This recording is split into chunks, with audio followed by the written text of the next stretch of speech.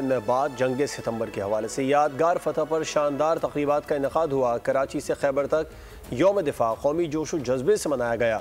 मुख्तलिफ शहरों में वतन अजीज़ से मोहब्बत और पाक अफवाज को खिराज तहसीन पेश किया गया।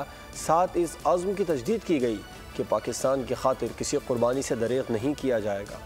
जोश कौम ने यौम दिफा पुरवकार अंदाज से मनाया। दिन का आगाज तोपों की सलामी से हुआ। इस्लामाबाद में 31 और सूबाई दारुल हुकूमतों में 21 तोपों की सलामी दी गई। यौम दिफा शोहदा के मौके पर जनरल हेडक्वार्टर्स में यादगार शोहदा पर तकरीब का इनेकाद हुआ। चीफ ऑफ जनरल स्टाफ ने यादगार शोहदा पर फूल चढ़ाए और फातिहा खानी की।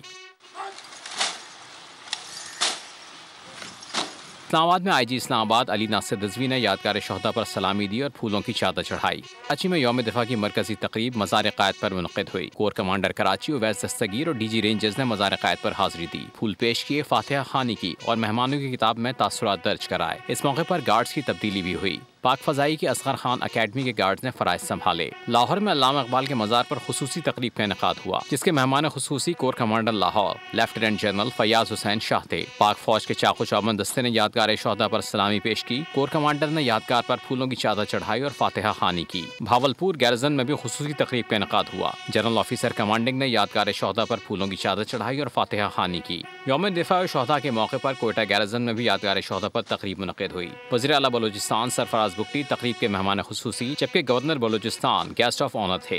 रावलपिंडी गैरजन, मुल्तान गैरजन और खारिया गैरजन में पाक फौज के आला हुक्काम ने यादगार शोहदा पर फूलों की चादर चढ़ाई। शोहदा की इसाले सवाब के लिए फातिहा खानी की गई। सब्सक्राइब करें और बेल दबाएं ताकि कोई खबर रह न जाए।